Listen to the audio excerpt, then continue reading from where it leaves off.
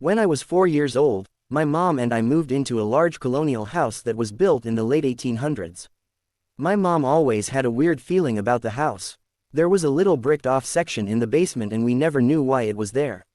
My mother told me that soon after we moved into the house, I suddenly had an imaginary friend. One day, out of the blue, I told her that I had been playing with a little girl named Jenny.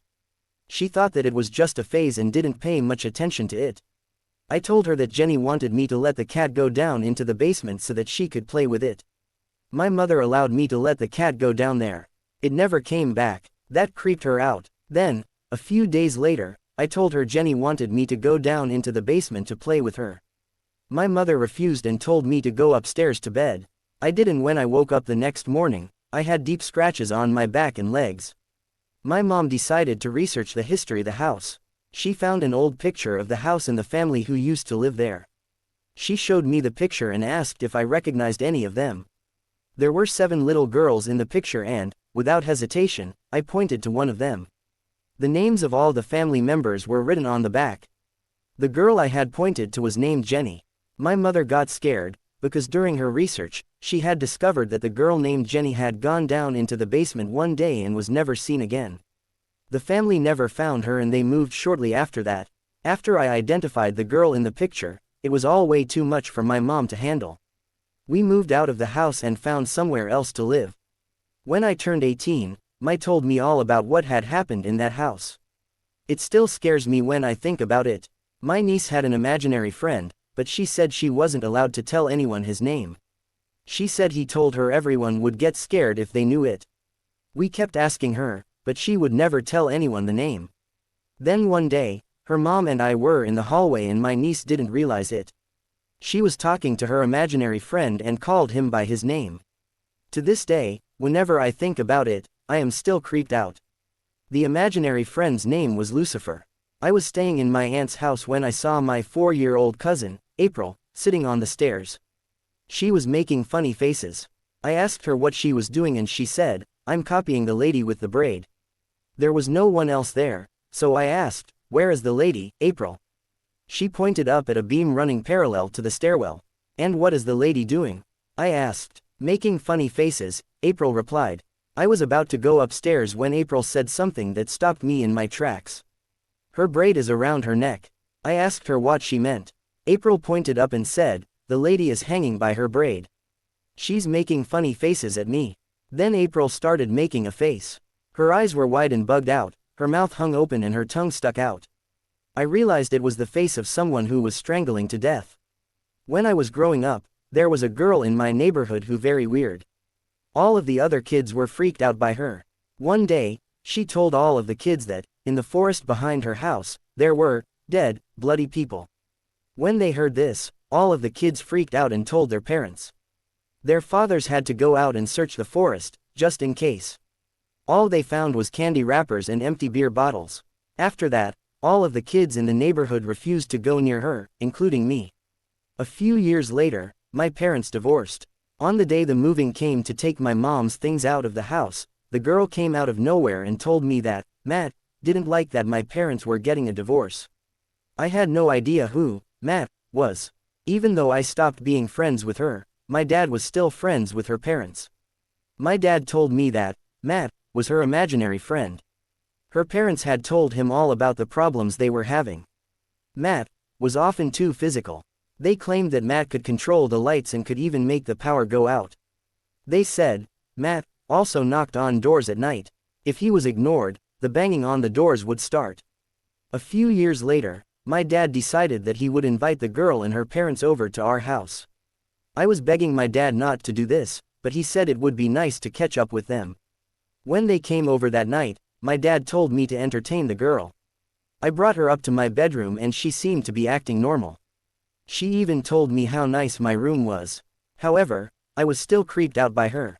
She just sat down in the middle of the floor while I tried to put a movie on the DVD player. All of a sudden, out of nowhere, in the most deadpan voice, she said, "Matt's here."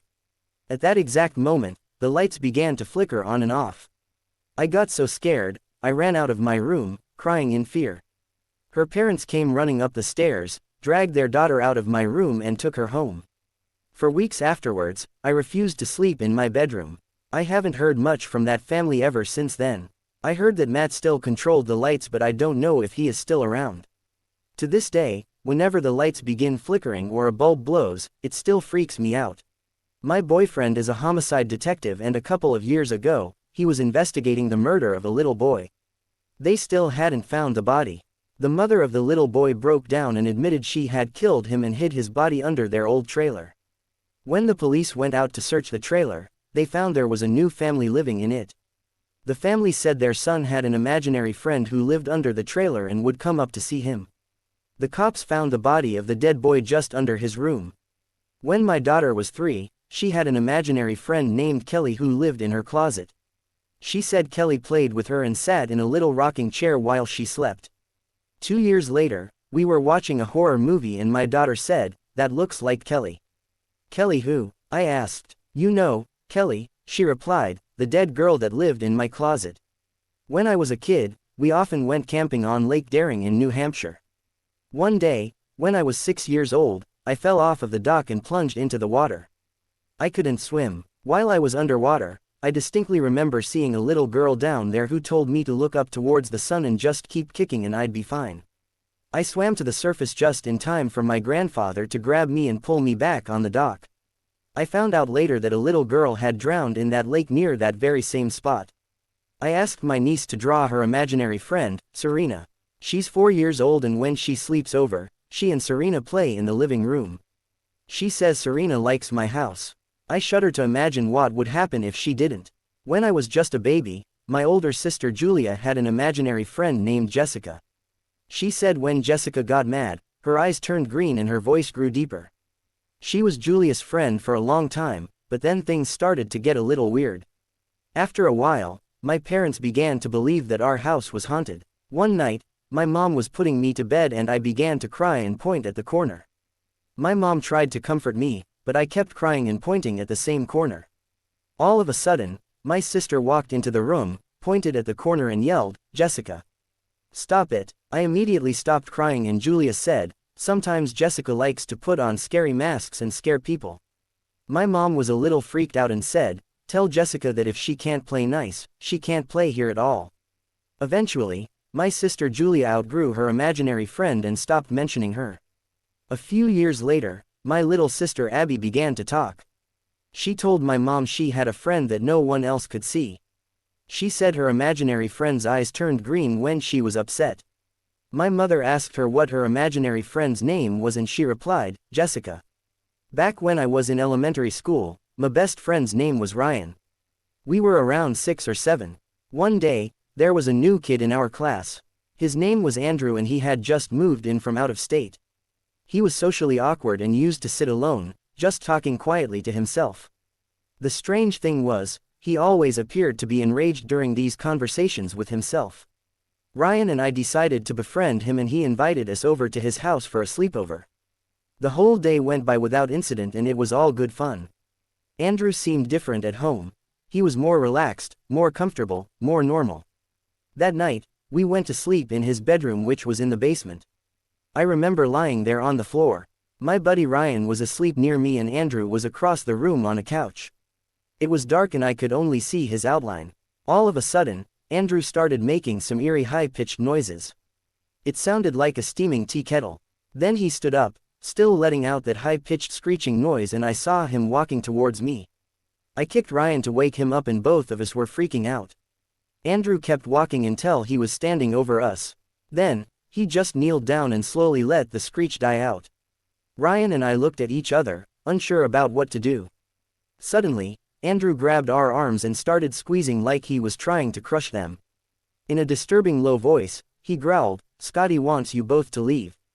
I ripped my arm out of his grasp and so did Ryan. Andrew got up again and just stood there staring at us, letting out a high-pitched evil laugh. We both got up and I suggested going to Andrew's mom's room to wake her up. Before we took a step, Andrew just started screaming at the top of his lungs. His mom came sprinting down the stairs and turned all of the lights on. We saw that Andrew had scratches up and down his arms and his face looked deathly pale. His mom laid him on the ground and held him down. She was trying to speak over his screams and she was saying things like, "Andy. Andy, it's okay. Scotty isn't real, Andy. She turned to us and told us to go upstairs and put our coats on. She was going to take us home. For a couple of weeks after that, we didn't talk to Andrew at school. Eventually, we asked him about it and he said, "It's okay now. You won't see Scotty anymore. No one will." Needless to say, that was the end of that and we never talked to him again. He ended up getting removed from my school because he attacked a kid with a tree branch at recess. We were watching a scary movie when my nephew looked up and said, "What's George doing on TV?" I asked him what he meant and he said, "That boy on TV looks like George." I asked him who George was and he replied, "He lives above my bed every night when the lights are off and talks to me but I can't hear him." I asked him to draw me a picture. He drew a small boy with black holes for eyes and no teeth who was bleeding from his neck. "That's George," he said. My little brother had an imaginary friend named Tuna. He said she was the size of a thimble. When he stopped mentioning her, we asked him what had happened to her. He said he ate her. My daughter had some imaginary friends for a couple years named Dodo, Ghana and the Evil. They just sort of appeared out of nowhere when she was almost 3 years old. It started with Dodo and Ghana, then a few months later she came up to me with a creepy, expressionless face, told me, "The Evil is coming over today," and just walked away. It turned out that the Evil was actually a nice imaginary friend, she just had an unfortunate name.